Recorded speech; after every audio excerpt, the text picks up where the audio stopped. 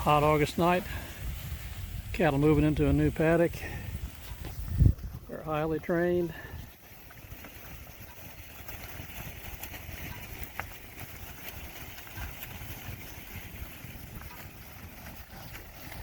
I'm getting the fan out down here and have some super grazing here in the next hour or two before dark. You can see how well trained they are. They know exactly what's going on, and they know they're going to get in some really good supper tonight. So,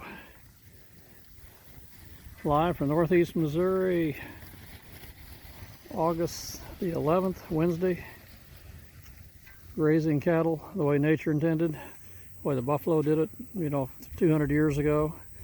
And they're walking into some native prairie grass that's been at rest now for the last 30 days or so. And so this is just like the prairie would have been 200 years ago. Talk to you later. John Wood, good night. Thank you.